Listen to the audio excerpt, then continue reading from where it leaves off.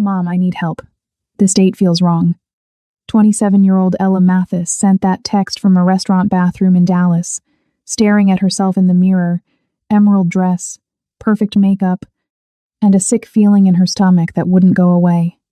She was on a dinner date with her ex-boyfriend Evan, the same Evan who'd cheated on her 2 months ago, the same Evan her mother insisted deserved a second chance. Her mother texted back, "You're being dramatic. Go back out there and be gracious." So Ella did what she'd always done. She obeyed. She walked back to that table, sat down across from a man who'd betrayed her, and tried to smile through her discomfort. But someone else in that restaurant was watching, a Korean businessman named Kim Songjin, sitting 3 tables away, nursing a whiskey and pretending to read emails on his phone. And when he saw Evan grab Ella's wrist hard enough to make her go still, Songjin stopped pretending.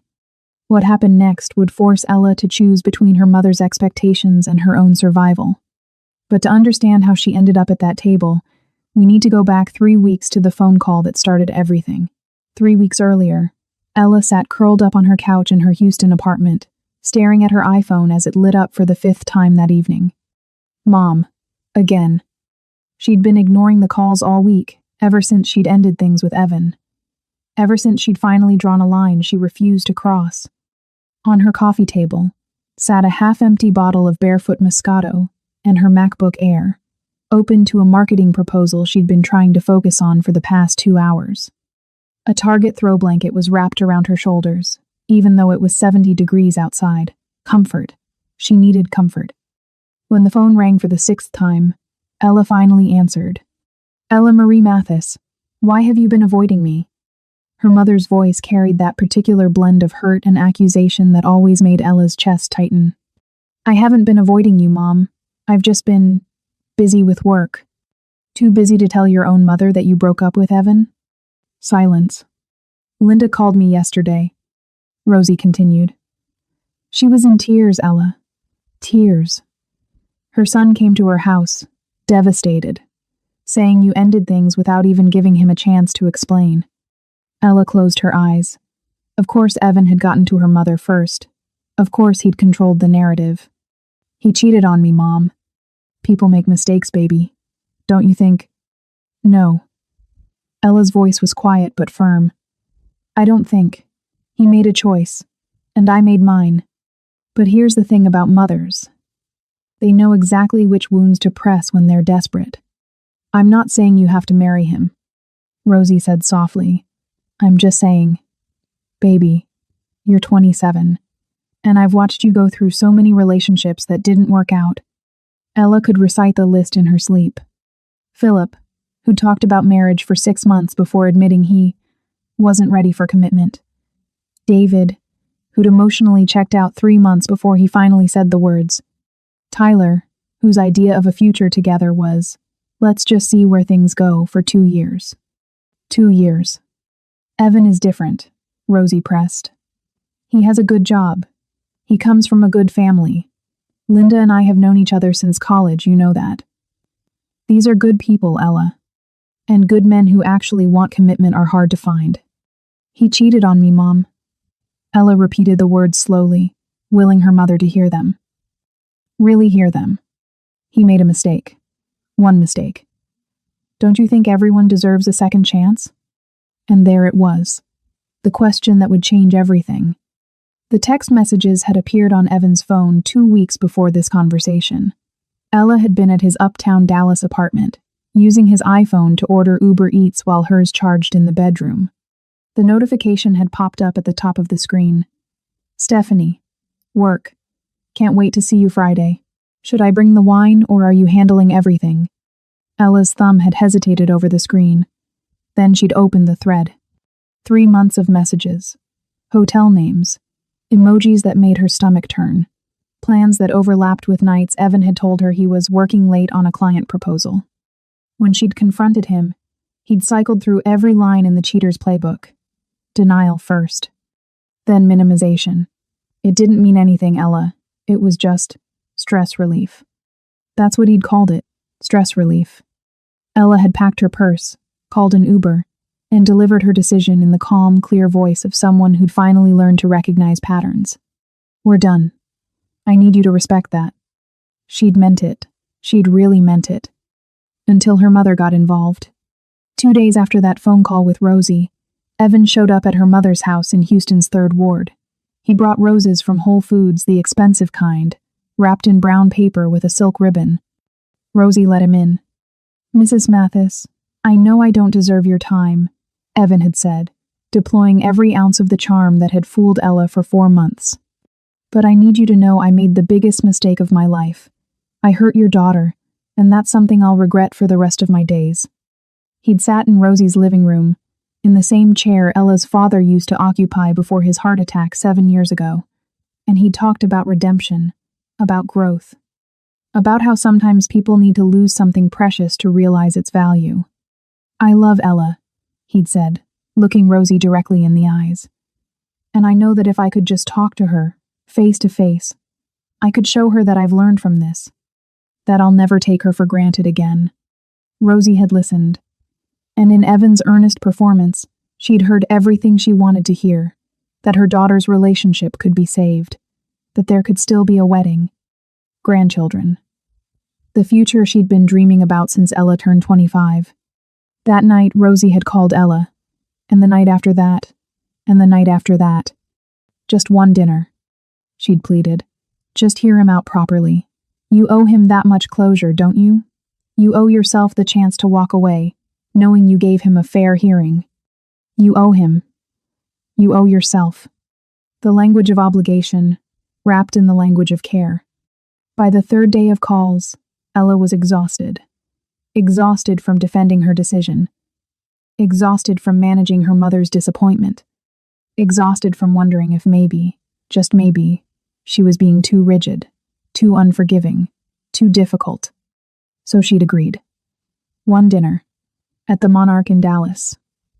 Saturday at 7 p.m. Just to end the conversation. Just to make her mother stop crying on the phone. Just to prove to everyone, including herself, that she'd tried. Before we see how this stranger changed everything, kindly hit the subscribe button and drop a comment telling us where you're watching from. Because this story is about recognizing when the wrong rescue becomes the right one. Ella had just returned from the bathroom, her phone clutched in her hand, her mother's dismissive text still burning in her mind. She slid back into her seat across from Evan, forcing herself to smile, to do what she'd always done, make herself smaller to keep the peace. But someone else in that restaurant had been watching.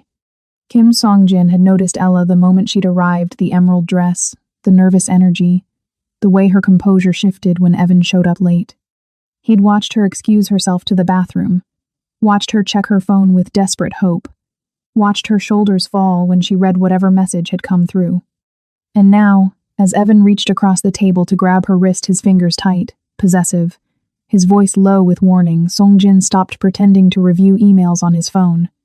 He stood, straightened his Tom Ford jacket, and walked toward their table with the calm, controlled presence of a man who'd made a decision. "Ella Mathis?" She looked up to find a man standing beside their table. Tall, impeccably dressed, with dark eyes that held something she couldn't quite name. Not anger, not pity. Something. Deliberate. "I'm Kim Song-jin," he said smoothly, extending his hand. "We met at the digital marketing conference in Austin last month. I've been meaning to reach out about that case study we discussed." Ella's mind went blank. She'd never been to a marketing conference in Austin. She'd never seen this man before in her life. But she understood what he was offering. An exit, a story, a way out that wouldn't require her to make a scene. "Oh," she heard herself say, pulling her wrist free from Evan's loosened grip. "Yes, the conference." Evan's face darkened. "We're actually in the middle of dinner." "I apologize for the interruption," Song-jin said, his tone polite but utterly unmoved by Evan's territorial display. "But I'm heading out now, and I have those materials in my car. It'll only take a moment." He looked at Ella, and his voice softened just slightly. "If you have time?" It was the "if you have time" that did it, the way he made it a question, the way he gave her the choice. Ella stood up, grabbing her Michael Kors purse from the back of her chair. "I should get those materials. I've been waiting for them." "Ella," Evan's voice carried a warning, Sit down. She didn't.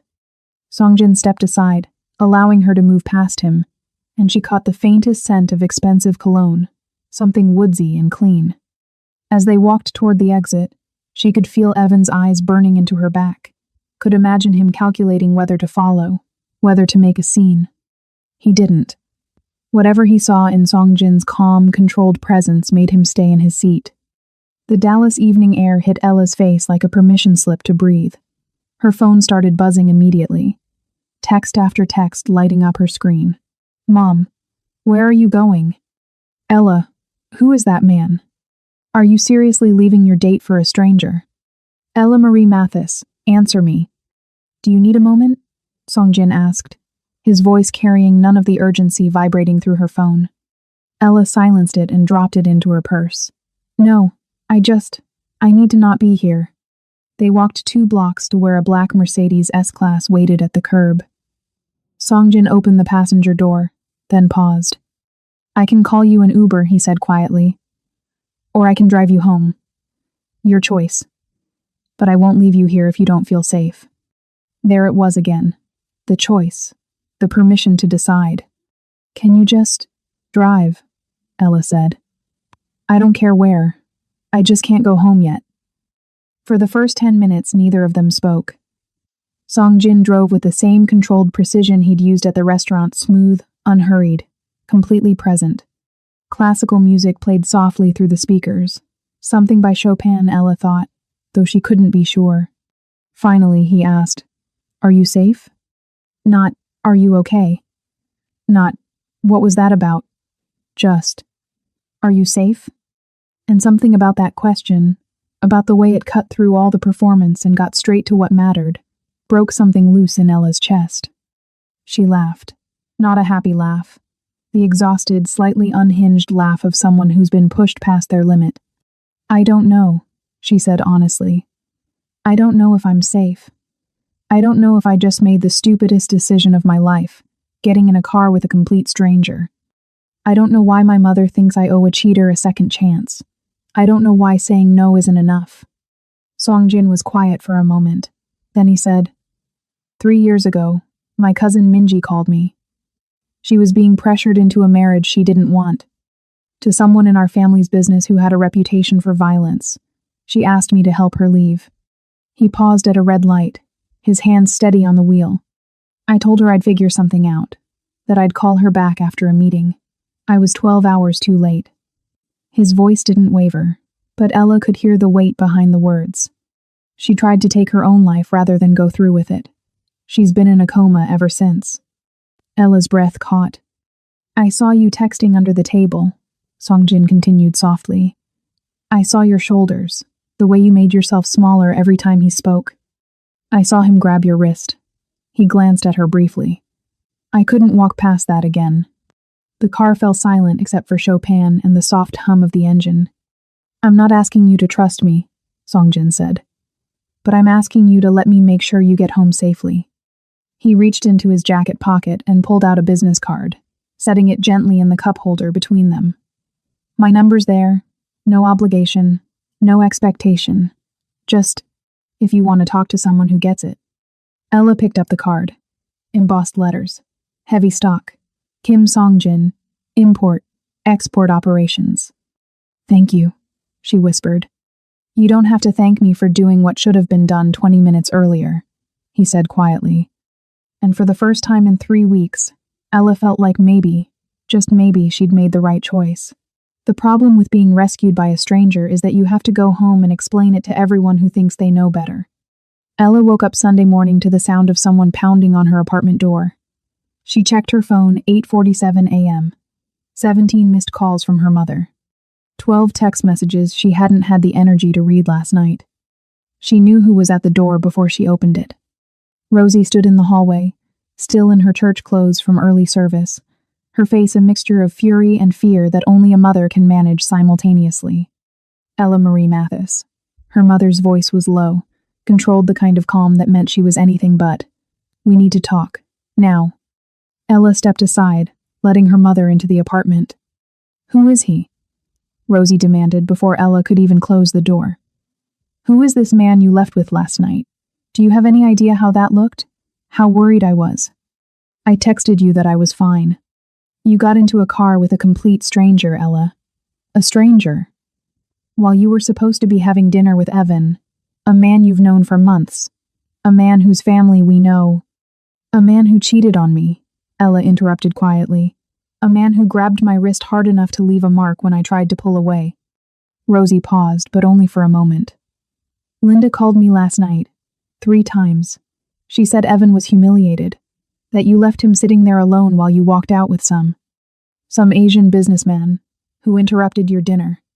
His name is Kim Songjin, and he didn't interrupt, he rescued me. Rescued you? Rosie's voice rose. From what? From a man trying to apologize? From someone who made one mistake and wants to make it right? And there it was, the same script, the same pressure. Ella felt something shift inside her chest, a boundary forming, hardening. You loved Evan because he made you comfortable, Mom, she said, her voice steady despite her shaking hands, because his family looked like success to you. Because Linda is your friend, and having me date her son meant you had something to talk about at church besides everyone else's grandchildren. Rosie's face went pale. That's not fair. You never once asked me if he made me happy, Ella continued. You asked if he was serious about commitment, if he had a good job, if his family had good values, but you never asked if I felt safe with him, if I felt seen, if I felt like I could be myself. I was trying to protect you. From what? From being alone? Ella's voice cracked slightly. Mom, I watched you fall apart when Daddy died. I watched you lose yourself, because your entire identity was wrapped up in being his wife. And I love you, God. I love you so much, but I won't build my life that way. I won't sacrifice who I am just to avoid disappointing you. The silence that followed was deafening. Rosie's eyes filled with tears. So I'm the villain now? For wanting my daughter to have security? For not wanting you to end up alone at 40? You're not the villain, Ella said softly. But you're not listening to me either. I need you to trust that I know what's right for my life, even when it doesn't look like what you expected. Rosie picked up her purse with trembling hands. I can't do this right now. I can't. She left without another word. The door closed quietly behind her, which somehow felt worse than if she'd slammed it. Ella stood in her living room, still in her pajamas, and wondered if she'd just destroyed the most important relationship in her life. 3 days passed. 3 days of Ella staring at Songjin's business card propped against her Keurig coffee maker. 3 days of picking up her phone, pulling up a new text message, and then setting it back down. What was she supposed to say? Thanks for rescuing me from my disaster date. Want to grab coffee? It sounded insane. She didn't know this man. Didn't know anything about him except that he'd lost someone he loved and apparently had impeccable timing. Work didn't help. Her creative director had been acting strange all week, taking calls in the conference room with the door closed, updating his LinkedIn profile when he thought no one was looking. And the Lexus campaign pitch was in 2 weeks. 2 weeks to finalize a presentation that was supposed to showcase their entire team's capabilities. By Friday evening, Ella sat on her couch with a glass of Chardonnay and Songjin's card in her hand. Her mother hadn't called. Not once. The silence felt like its own kind of punishment. She thought about Minji. About being trapped. About waiting too long. Before she could talk herself out of it, she typed, "This is Ella Mathis from the restaurant. Are you free for coffee?" She hit send before her anxiety could stop her. 3 minutes later, her phone buzzed. I thought you'd forgotten about me. Saturday, 2 p.m.? I know a quiet place in Dallas. I'll text you the address. Ella stared at the message, her heart pounding in a way that felt nothing like fear and everything like possibility. Maybe making the right choice wasn't supposed to feel safe. Maybe it was supposed to feel like this, uncertain and terrifying and somehow exactly what she needed. Have you ever had to choose between your own truth and your mother's expectations? Drop a comment and share your experience with us. First dates are supposed to be about favorite movies and travel dreams, not about dead cousins and the weight of inherited obligations. But then again, Ella thought as she pulled into the parking lot of Cafe Seoul in Dallas's Koreatown, nothing about meeting Kim Songjin had been typical from the start. The cafe was tucked between a Korean grocery store and a skincare shop, its minimalist storefront almost easy to miss. Inside, floor-to-ceiling windows let in afternoon light that made everything feel warm and unhurried. The scent of fresh brewed coffee mixed with something sweet, maybe honey bread or red bean pastries. Songjin was already there, sitting at a corner table near the window. He stood when he saw her, and Ella noticed he'd dressed differently than at the restaurant. Still expensive, the kind of casually perfect that comes from brands like Brunello Cucinelli, but softer somehow. A charcoal sweater, dark jeans, no suit jacket, no tie. Just a man waiting for coffee. "You found it okay?" he asked as she approached. "GPS is a wonderful thing," Ella said, settling into the chair across from him. A small smile touched his lips. "I thought about suggesting Starbucks, but this place has better coffee. And fewer people." "Fewer people who might know me, you mean?" "Fewer people who might interrupt us," he corrected gently. They started safe. Work, mostly. Ella talked about her marketing firm in Houston, the campaigns she was developing, the pitch for Lexus that was keeping her up at night. Songjin listened in a way that felt different from every other date she'd been on. No checking his Apple Watch, no glancing at his phone, no waiting for his turn to talk about himself. He asked questions that showed he was actually paying attention. "What drew you to marketing? Was it always the plan?" "My father," Ella found herself saying.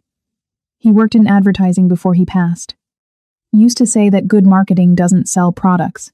It tells people a story about who they could be." She paused. "I guess I wanted to keep telling stories." Songjin nodded slowly. 7 years ago, you said? In the car?" She was surprised he remembered. "Heart attack. He was only 53. I'm sorry." 2 words. Simple. But he didn't follow them with platitudes about time healing, or everything happening for a reason. Just acknowledgement. Just presence. "What about you?" Ella asked, grateful to shift focus. "Import, export operations. What does that actually mean?" "It means," Songjin said carefully, "that my family moves products between countries, primarily between South Korea and the United States. Legitimate business, mostly. Electronics, automotive parts, textiles." He paused. "The company started in Seoul. My father built it from nothing. I was supposed to expand the American operations after I graduated from UT Austin." "Supposed to?" "It was never really a choice," he said quietly. "In my family, duty comes before preference. You inherit the business. You fulfill expectations.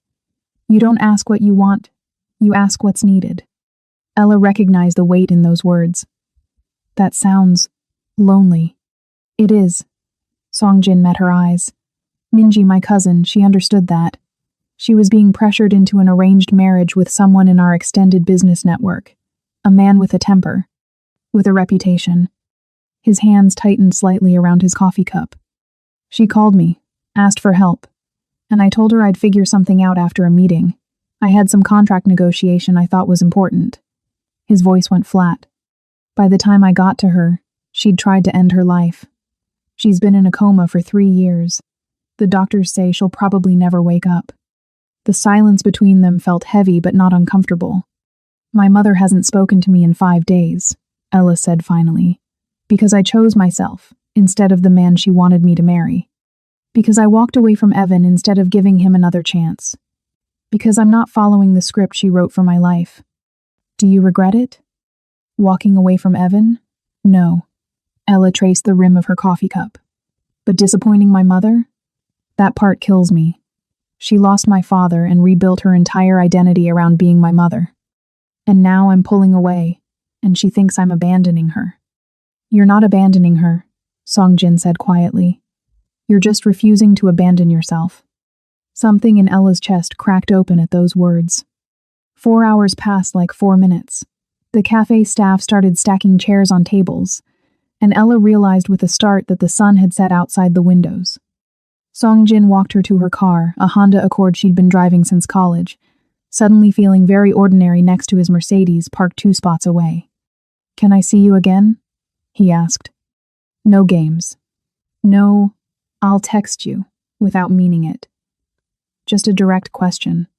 I'd like that, Ella said. And she meant it. Dating is complicated enough without your ex-boyfriend showing up drunk in a parking garage, with a grudge and 3 witnesses. But Ella was getting ahead of herself. 3 weeks into seeing Songjin, and she'd learned things about him that made her previous relationships feel like practice runs. He texted her good morning every day, not with emojis or memes, but with actual words. He remembered she didn't like cilantro. He asked about her Lexus pitch the way some men asked about the weather, genuinely interested, actually listening to her answers. They'd fallen into an easy rhythm. Dinner twice a week, long phone calls on the nights they didn't see each other. The kind of slow-building chemistry that felt more grown-up than anything Ella had experienced before. And then, 4 days before her biggest presentation of the year, everything fell apart. Ella arrived at work Monday morning to find her creative director's office empty. Not just empty, cleared out. His diplomas were gone from the wall. His Keurig was missing from the credenza. Even his collection of design books had vanished. Her boss called an emergency meeting at 9 a.m. Matu accepted a position with Sterling and Associates, he said, not quite meeting anyone's eyes. Effective immediately. Sterling and Associates, their biggest competitor. And Matu had been the lead on the Lexus presentation, the one scheduled for Friday afternoon. The one that could make or break Ella's chance at a promotion to senior executive. 4 days. She had 4 days to rebuild a presentation that was supposed to showcase their entire creative team's capabilities. By Wednesday afternoon, Ella sat in her apartment surrounded by presentation boards, her MacBook open to a PowerPoint that felt more like a death sentence than a career opportunity. Her printer had jammed twice. She'd spilled coffee on her notes. She stared at her phone. At Songjin's contact information. He had connections, business contacts across Texas, people who could probably make a few calls, smooth some paths, maybe even get the Lexus executives predisposed to say yes. But that wasn't who she wanted to be. That wasn't the woman her father had raised. Still, she called him. Ella? Songjin answered on the second ring. Everything okay? And God, wasn't that the question? She told him everything. About Matthew. About the presentation. About the fact that half her pitch had been built around industry connections she no longer had access to. When she finished, there was a long pause. Then Songjin asked, "Do you want me to make calls? Or do you want me to help you figure out how to do this yourself?" Ella closed her eyes. Of course. Of course he wouldn't just swoop in and fix it. Of course he'd give her the choice. "Help me figure it out," she whispered. "I'll be there in 20 minutes. Songjin showed up with his laptop, a notepad, and 3 hours of his undivided attention. He didn't tell her what to do. He asked questions, challenged her assumptions, pushed her to own her vision instead of hiding behind Matu's reputation. "What made you want this account?" he asked. "The brand story," Ella said. "Lexus isn't just selling cars, they're selling craftsmanship, attention to detail, the idea that luxury should be accessible, not exclusive. So tell them that story, your way, not Matu's way." By the time Ella walked into that conference room Friday afternoon, she owned every word of her presentation, every slide, every strategic recommendation. And when the Lexus executives said yes, when they specifically mentioned her fresh perspective and authentic passion for the brand, Ella knew she'd earned it. That evening, Songjin picked up Thai food from Ella's favorite restaurant in Houston. They sat on her apartment floor, eating pad thai straight from the containers, and Ella felt lighter than she had in months. "Thank you," she said, "for not just fixing it for me." "You didn't need fixing," Songjin said simply. "You just needed someone to remind you what you're capable of." They were still laughing about her boss's face when she'd nailed the closing statement, when Ella heard shouting from the parking garage below her window. Her blood went cold. She knew that voice. Evan stood in the parking garage, clearly drunk, his expensive suit rumpled and his eyes wild. He'd been waiting, watching. 3 weeks, he slurred as Ella and Songjin stepped out of the building's entrance. 3 weeks of you ignoring my calls, my texts, my apologies. For him? The racial slur that followed made Ella's stomach turn. Songjin stepped slightly in front of her, his body language shifting into something Ella had never seen before. Controlled, dangerous, completely calm. "Evan, you need to leave," Ella said, her voice steadier than she felt. "I need to leave?" Evan laughed bitterly. He lunged forward, grabbing Ella's wrist hard enough to make her gasp. "You humiliated me. Left me sitting in that restaurant like some—" He didn't finish the sentence. Songjin's hand was on Evan's wrist, his grip precise and unyielding. "Let her go. Now." Evan released her, stumbling back. "Who the hell do you think you are?"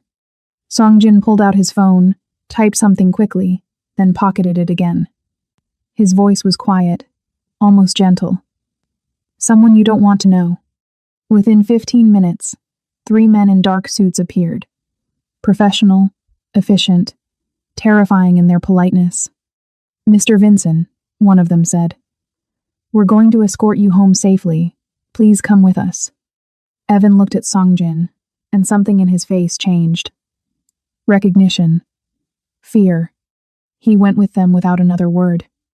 Ella stood in that parking garage, her wrist throbbing where Evan had grabbed her, and looked at the man she'd been dating for 3 weeks. "Songjin," she said quietly. "What just happened?"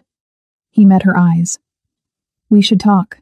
There's a difference between knowing someone has secrets and knowing exactly what those secrets cost."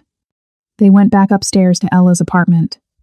She made tea, chamomile from her Keurig, because she needed something to do with her hands.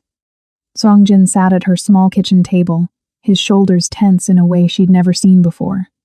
"I need you to be honest with me," Ella said, setting a mug in front of him. "Those men, the way Evan looked at you, what just happened?"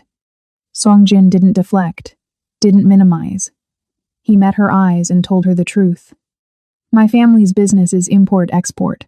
That part is real. We move legitimate products, electronics, automotive parts, textiles between South Korea and the United States." He paused. "But we also move money. We facilitate connections between people who need things done quietly. Political favors. Financial arrangements that blur legal lines." Ella's hand tightened around her mug. "I'm the heir to something I didn't build but can't walk away from." Songjin continued. "My father started this operation 30 years ago in Seoul, built it from nothing. And in our world, family loyalty isn't a choice, it's survival." "And Evan?" Ella's voice was steadier than she felt. "Those men work for my family. When I need something handled discreetly, they handle it. Evan won't bother you again. He understands the cost of making that mistake twice." The words hung in the air between them. "I need you to see it," Songjin said quietly. "The whole picture. Not just what I tell you, but what I actually do." Sunday morning, Songjin picked Ella up in his Mercedes and drove to the Houston port. The warehouse sat among dozens of others, industrial, unremarkable, with the family company name in English and Korean on a modest sign out front. Inside, it looked exactly like what Songjin had described. Shipping containers, forklifts, workers in safety vests checking manifests on tablets. Everything legitimate, everything traceable. Then he took her to a back office where an older Korean man sat reviewing paperwork. He stood when they entered, his eyes sharp and assessing. "Ella, this is Mr. Park.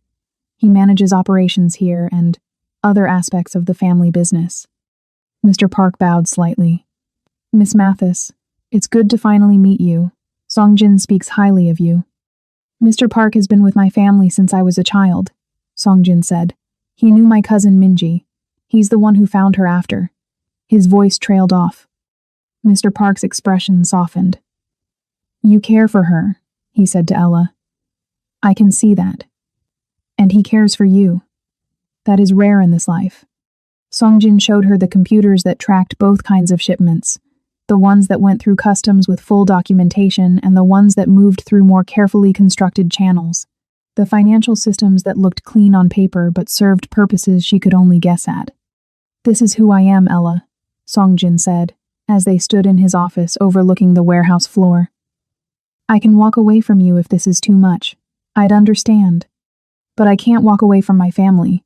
This is my inheritance, my obligation, my cage." Ella looked at him. at this man who'd rescued her from one trap only to reveal he lived in another. "I need time," she whispered. "To think, to process." "Take all the time you need," he said. "I'm not going anywhere." 7 days passed. 7 days of Ella not calling, not texting, not knowing what she wanted. She met her best friend Maya for brunch at a cafe in Houston. Maya, who'd known her since college, who'd witnessed every failed relationship, every broken promise. "So let me get this straight," Maya said, stirring her mimosa with a straw. "He's basically a Korean mafia, but he's honest about it. He helped you nail your presentation without taking credit, and he handled your psycho ex without you even asking. That's a simplified version, but yes. And you're scared because? Because his world is dangerous, Maya. Because people in his life end up in comas. Because dating him means accepting things I don't fully understand." Maya set down her drink. "Ella, honey, you spent 4 months with Evan and you never felt safe enough to tell him no. You've known Songjin for a month, and he literally asked if you wanted him to solve your problem or help you solve it yourself. Which one actually saw you?" The question sat in Ella's chest like a weight. That evening, her phone rang. "Mom." "Ella." Rosie's voice was tight. "Linda called me today. She's heard things. About this man you're seeing, about his connections. Is it true?" "Is what true, Mom?" "That he's involved in criminal activity, that he's dangerous." Ella closed her eyes. "He's complicated. His life is complicated, but he's been more honest with me than any man I've ever dated. Honest about being a criminal isn't a virtue, Ella Marie. Neither is pressuring your daughter to stay with a man who cheated on her," Ella said quietly. "I have to go, Mom." She hung up before Rosie could respond. For a long time, Ella sat on her couch, staring at her phone, at Songjin's contact information. She thought about safety, about authenticity, about the difference between a man who told comfortable lies and a man who offered difficult truths. She typed, "Can we talk?" His response came within seconds. "Always." "Where?" "Your place. I'm ready to see the rest." When Songjin opened his door, Ella didn't wait for small talk. "I'm terrified," she said, "of your world, of what it means to be with you, of losing myself in something I can't control." He nodded slowly. "I understand. But I'm more terrified of the safe choice," she continued, "of spending my life wondering what would have happened if I'd been brave enough to choose the man who actually sees me, even if he lives in shadows." Songjin's expression shifted. Relief. Hope. Something deeper. "I need you to understand what you're choosing," he said carefully. "I know exactly what I'm choosing," Ella said. "I'm choosing truth over comfort. I'm choosing you. Kindly tell us in the comments, would you choose dangerous truth over safe lies? Because this next part changes everything. And if you're invested in Ella and Songjin's story, hit that like button and subscribe to help our community. We read every comment, and your support means everything. The thing about drawing boundaries with your mother is that she raised you. She knows exactly which buttons to push when she's desperate." Ella was folding laundry in her apartment on a Saturday afternoon, her Spotify playlist humming softly through her speaker, when someone knocked on her door. Not a gentle knock, the kind that meant business. Ella looked through the peephole and her stomach dropped. "Mom." Rosie stood in the hallway, her church purse clutched tight against her side, her face a mixture of hurt and fury that only a mother can perfect. "We need to talk," Rosie said the moment Ella opened the door. "Right now." Ella stepped aside, letting her mother in. "Linda called me yesterday," Rosie started, not bothering with pleasantries. "She told me everything, about this man you're seeing. About his business." She spat the word like poison. "Are you out of your mind, Ella? Throwing away Evan, a good man from a good family, for some fling with a criminal?" "He's not a criminal, Mom. He runs an illegal operation." Rosie's voice rose. "Do you think I'm stupid? Do you think I don't know what import-export with connections means?" Ella's jaw tightened. "What it means is that his life is complicated, but he's been honest with me about every part of it, which is more than Evan ever was. Evan made one mistake. Evan cheated, Mom. And then he manipulated you into guilt, tripping me into seeing him again. That's not one mistake, that's a pattern. Rosie's hands trembled as she set her purse on Ella's kitchen counter. You're 27 years old, Ella. Do you know what that means? Every woman at church is asking me when you're getting married, when I'm going to have grandchildren. And I have to stand there and smile while they talk about their daughters' engagement parties and baby showers. There it was, the truth beneath the anger. So, this is about you, Ella said softly. About what you need, what makes you comfortable. Don't you dare make me the villain for wanting my daughter to have security. You never once asked if Evan made me happy, Ella interrupted, her voice steady despite the tears building behind her eyes. You asked if he had a good job, if his family had good values, if he was serious about commitment, but you never asked if I felt safe with him, if I felt seen. Rosie's face crumpled. I was trying to protect you from ending up alone. Like you? The words came out sharper than Ella intended. Mom, I watched you lose yourself when Daddy died. Your whole identity was wrapped up in being his wife. And when he was gone, you didn't know who you were anymore. The silence that followed was devastating. So, now I'm pathetic? Rosie whispered. Is that what you think of me? I think you're scared, Ella said, her voice breaking. And I understand that, but I won't build my life around your fear. Rosie picked up her purse, her hands shaking. What's so special about this Korean man anyway? What does he give you that Evan couldn't?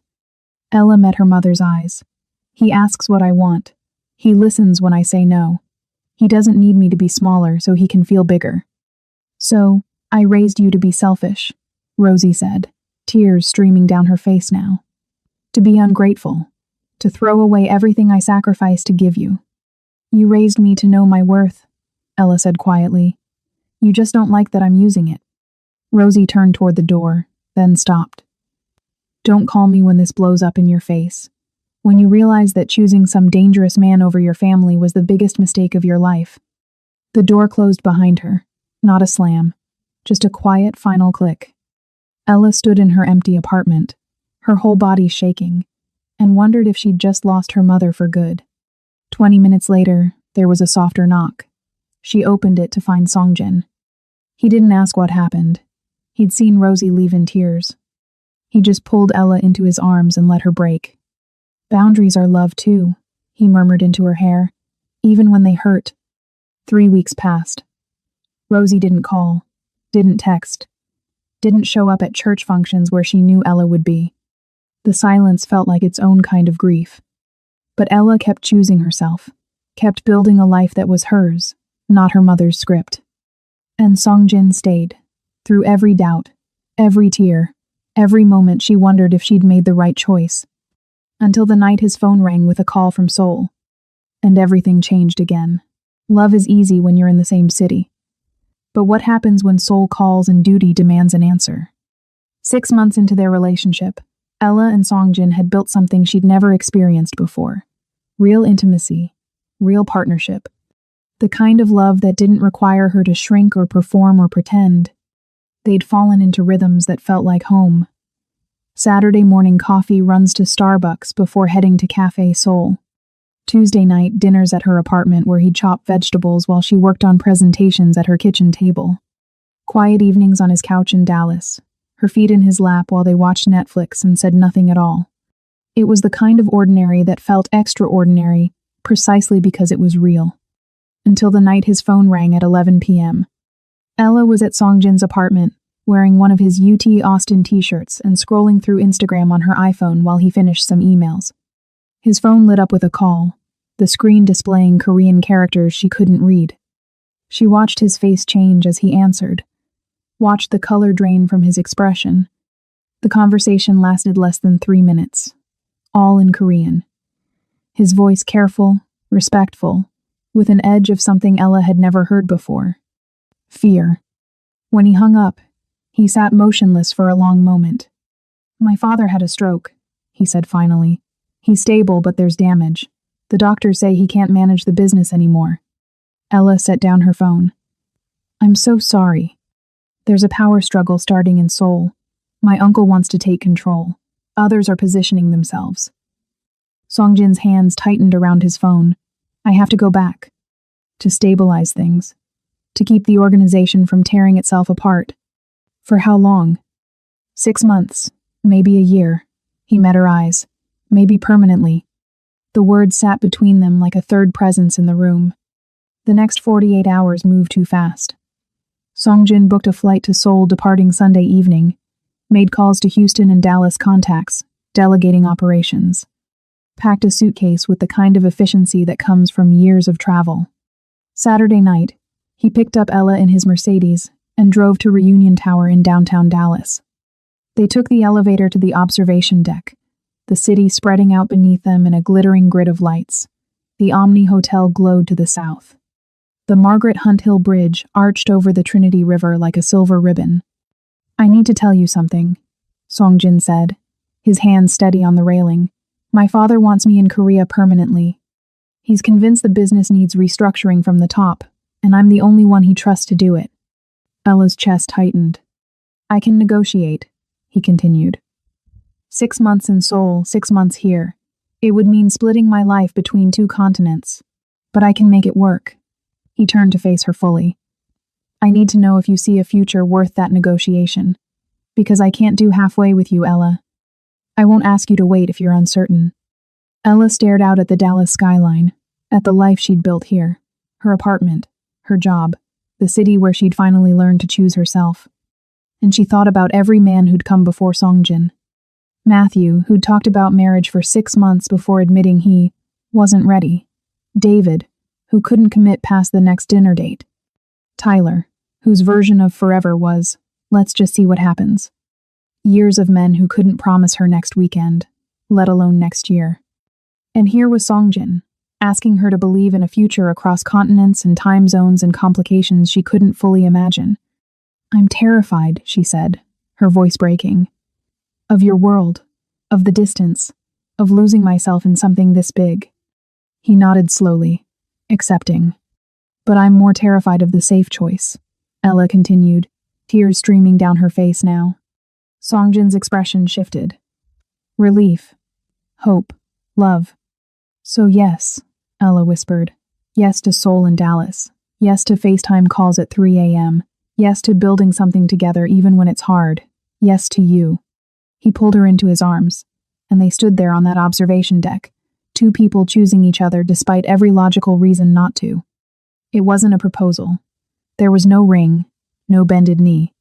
Just a promise, a commitment, a choice to build a future together with eyes wide open to the cost. Sunday evening, Ella drove Songjin to DFW Airport. They sat in the departure lane, and neither of them ready to say goodbye. "I'll call you when I land," he said.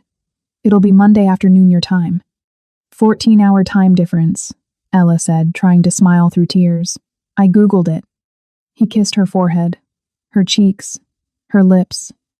Then he was gone, disappearing into the terminal with his carry-on and the weight of an empire on his shoulders. Ella drove home through Dallas traffic, her phone already counting down the hours until his plane would land in Seoul. And for the first time in her life, she understood what it meant to choose love without guarantees. 6 months. That's how long Ella learned that love isn't about perfect circumstances. It's about who you choose when circumstances are impossible. The first FaceTime call came at 3 a.m. Houston time, just as Songjin had promised.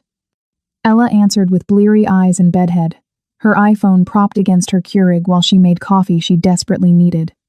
"You look beautiful," he said from 13 time zones away, and she laughed because she absolutely didn't. That became their rhythm. 3 a.m. calls before her workday started. Late-night messages when he was having morning coffee in Seoul. Care packages sent through Amazon and Korean postal services. Her favorite honey butter chips from H-Mart. His preferred ground coffee from a Houston roaster he missed. The distance was brutal, but they made it work.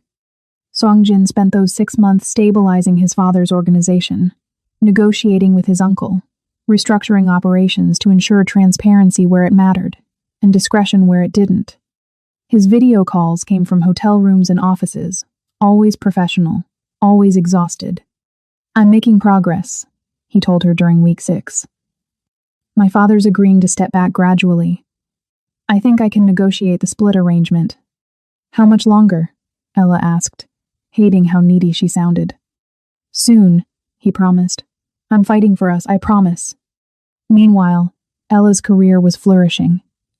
The Lexus campaign she'd fought so hard for had exceeded every metric. By month 3 of Songjin's absence, her boss called her into his office and offered her the promotion she'd been working toward for 2 years. Senior executive.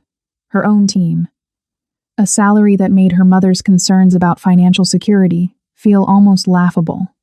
She called Songjin immediately, forgetting it was 2 a.m. Seoul time.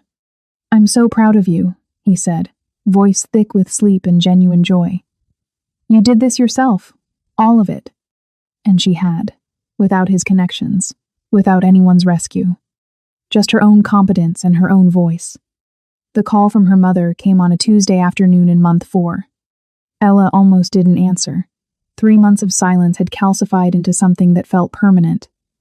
But when she saw Mom light up her iPhone screen, something made her press accept. Ella. Rosie's voice was small, uncertain. Can we talk? In person?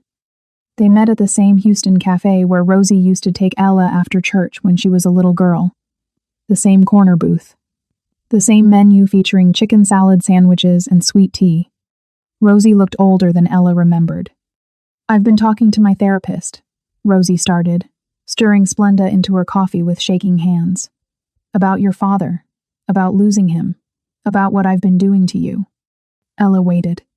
I was so afraid of being alone that I tried to control your life, Rosie continued, tears gathering in her eyes. I convinced myself I was protecting you, but really, I was just terrified of losing the only person I have left. Mom, let me finish, baby. Rosie reached across the table, stopping just short of Ella's hand. I spoke to Songjin. Ella's breath caught. What? He called me 2 weeks ago. From Seoul. Asked if he could have a conversation. Rosie's smile was watery. He told me about his cousin. About why he helped you that night. About what he's building with you. He didn't have to do that. He said he wanted me to know that his intentions were honorable. That he understood a mother's concern. Rosie wiped her eyes with a Starbucks napkin. Your father would have liked him. Songjin. He would have seen what I was too scared to see. They talked for 2 hours. The apology wasn't perfect. The wounds weren't fully healed. But it was a beginning. Boundaries with connection. Love with respect. When they stood to leave, Rosie hugged her daughter tight. I'm still learning, but I'm trying. That's all I need, Ella whispered. 2 months later, Ella stood in baggage claim at DFW Airport, her heart pounding as she watched passengers stream through the international arrivals gate. And then she saw him. Songjin, wheeling a suitcase and looking thinner than when he'd left, scanning the crowd until his eyes found hers. She ran, actually ran through the airport like something out of a Hallmark movie, and he caught her, lifting her off her feet. 6 months in Seoul, 6 months here, he murmured into her hair. I negotiated it. My father agreed. We split the operations. You're staying? I'm staying, he confirmed. Well, half the year. Is that enough? Ella pulled back to look at him. It's everything. Saturday night, Songjin took her to the Monarch. The same upscale Dallas steakhouse where he'd first intervened. Where Ella had texted her mother from a bathroom stall, desperate and trapped. Full circle. They sat at a different table this time, one near the window with a view of the design district lights. They ordered wine, talked about Seoul and Houston, and the life they were building across 2 continents. And then, between the appetizer and entree, Songjin reached into his jacket pocket. The ring box was small. Velvet. Understated. I'm not asking you to be my wife in a world you didn't choose, he said, his voice steady despite the weight of the moment. I'm asking you to build a world with me. One where you're safe, where you're chosen, where you're free to be exactly who you are. Ella's hands trembled as she looked at the ring, a simple diamond on a platinum band, elegant and unpretentious. This won't be easy, Songjin continued. My world is complicated. Time zones will be brutal. But I promise you honesty, partnership, a love that makes room for both of us. Yes, Ella said through tears. Yes, to all of it. He slipped the ring on her finger. and the restaurant erupted in applause from strangers who'd been watching. Later that night, Ella sat on her couch, her engagement ring catching the light, and called her mother. "Mom," she said when Rosie answered. "I said yes, and I want you there when we celebrate." There was a pause. Then Rosie's tearful voice, "I'd be honored, baby. I'd be so honored." Ella learned that sometimes the person who saves you isn't the one everyone expects, and sometimes choosing yourself means risking everything comfortable for something real. Have you ever had to choose between what felt safe and what felt true? Share your story in the comments below. We'll read every single one, and your voice matters here. If Ella and Songjin's journey touched your heart, hit that like button and subscribe to support this story.